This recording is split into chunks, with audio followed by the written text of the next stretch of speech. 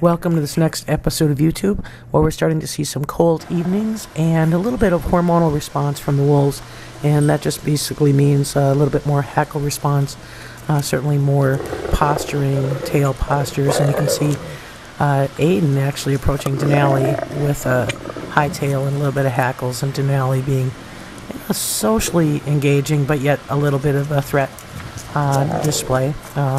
Meaning his tail's still wagging, but he's kind of leery, dropping his head quite a bit and prancing back and forth. Then we're continuing to see some following behavior. And there's Denali doing an RLU. Aiden does not do an overmark, but he proceeds to follow Denali. But you look at the tail postures here again. These are both animals that are feeling pretty good. Denali's tail is actually higher than Aiden's, but Aiden's hackles are up a little bit. So again, this is just a hormonal response this time of the year. We'll start to see a little bit of posturing. Certainly don't know what rank order these two are playing between each other, and really that's not going to be probably something that we see, or we might see it changing back and forth, because there really isn't a pack structure here with just two individuals. So maybe a daily basis, maybe event basis, it's hard to say. We do know that Aiden's a little more leery of activity around the wolf yard, and so Denali takes advantage of that. Denali is very confident about strangers and activity, so if it's quiet, Aiden has a tendency to take advantage of it. And also if wolf care are in the enclosure, Aiden's very possessive of wolf care, and making certainly that that giving him an advantage over Denali, and that's usually when we're filming is during wolf care. So you're going to see Aiden quite a bit more confident than we might see when we're not in the enclosure. And we've been giving Denali a little bit extra time. We've been trying to get Aiden occupied with a wolf care staff, and then move back away from Aiden and give Denali a lot of extra time, and had a really good visit today. Aiden was submissive, with a wolf care staff laying on his back, getting a lot of attention, and that allowed Denali to get equal amount of attention. So, but as you can see, winter coats are full. These animals are certainly doing well. They're very healthy, and been feeding pretty well, and certainly seeing animals who are ready for winter. There's no problem there. So having a 19-degree morning this morning isn't a problem for wolves. It certainly is a problem for our wolf care staff. We have a few maintenance things to do before winter hits, but getting the water heaters started, meaning that we're plugging in. We have two water heaters on the exhibit pack, one on Grizzer and one on Shadow and Malik, and basically these heaters keep the water from freezing, and got to get all of those things wired, so it's a little bit earlier than we envisioned. The other thing that's going to happen is the pond will be drained in the exhibit pack, and that's not something that flows fast enough to keep it open.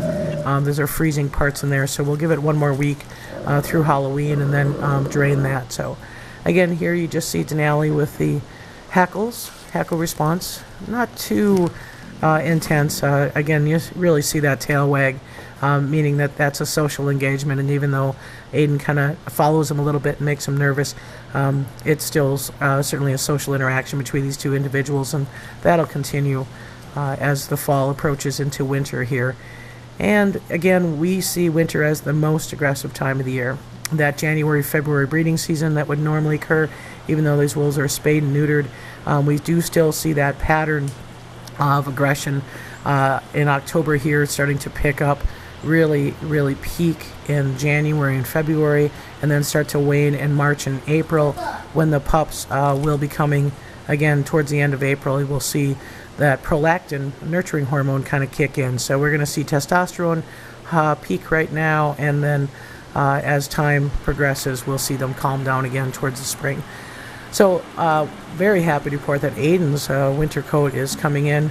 Anyone who's followed Aiden through his life, we've had previous issues where his hide wasn't as thick as everyone else. And this particular clip here, you really see how dense and thick that undercoat is, how long those guard hairs are, and how well he's doing, and eating pretty well. Here's just another example of some of those fall aggression type things. This is Aiden in a crouch position, and he is going to lunge at Denali as Denali ran by. Didn't really quite get the lunge down, but certainly had the crouch position down, and then proceeds to follow Denali. And they, again, are just really, these are just social interactions. These are just not threatening. You can certainly see Denali's not cowering. He's not intimidated by this. This is just a little bit of posturing. Makes him feel good to, again, be in a dominant role, and so they're, displaying these behaviors on a regular basis. And but as you notice, when Aiden starts to follow, Aiden's not all that coordinated there. When Aiden starts to follow, Denali's ears drop a little bit. So that's, again, another indication that following is an intimidation factor, and whoever is being followed is certainly intimidated by the event. So we'll see that progress, and we'll kind of keep an eye on it. Aiden, possessive of wolf care staff, but Denali's getting plenty of time. And again, just a little bit, show the activity levels increase as the temperatures cool. So you're going to see some pretty excited animals, and as the temperatures do cool down.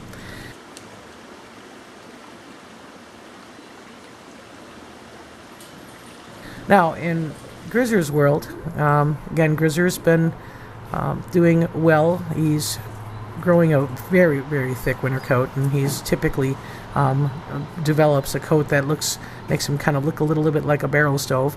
And he's got it again this winter, so he's got a great coat coming into the winter pretty good. The hair is covering what didn't grow, new hair on the top of his head. Adjacent hair is covering it, so he's got no problem with that, and is well protected. He's been very investigatory towards Shadow Malik's enclosure. He actually dug up some rocks on that adjacent fence line. Shadow Malik didn't show any interest there. I'm not really sure if maybe they had a cache there that Grizzer wanted, but we'll have to do some work on the Working for Wolves weekend is next weekend, and we're going to have to do some work there trying to get that repaired, but not a big deal. It wasn't really too much of a threat. And as we said, every time we go in and out of other enclosures, the wolves are very interested in sniffing us and seeing what we've been exposed to and who we've interacted with. So a very common thing for Grizzer as well as everybody else. Most of the leaves have fallen now. Grizzer's enclosure, new habitat, has got a lot of maple, and so it's a big thick carpet of maple leaves, lots of smells and lots of things for him to investigate. He has been moving some logs again, and I'm not certain what that's about. I'm not certain that he's very happy with where we place things. Do see a light snowfall here, and again, that's happened in the last couple of days. In this clip, Shadow and Malik are doing the same kind of posturing that Aiden and Denali are, but with a little less intensity. What's interesting here is that it's actually Malik with the higher tail, and Shadow looking a little intimidated as he's being followed. Shadow hasn't been feeling well in the last week, and so that's been showing up in posturing between Malik and Shadow. Malik's been taking a little bit of an advantage of Shadow's being off. Not certain what he was responding to, but he's starting to pick up and feeling a little bit better in these last couple of days, and you actually saw a marking there where Grizzer was been digging. So, but still a little bit nervous. Shadow's ears drop back when Malik comes behind him, and we'll kind of keep an eye on that. It could have just been upset stomach. It could have been something he ate. We don't really know what caused it, but it was really only apparent. He was off food for about maybe 3 days where he wasn't really responding and eating. And it's all it took for Malik to really take advantage of that. So we're working on that, trying to figure that out, watching that pretty carefully. Not an uncommon thing with older animals. So we always know Shadow's feeling better when he's on the top of the den, again, communicating to the rest of the pack. So we'll end this YouTube with Shadow howling to the rest of the social group. Thanks for watching.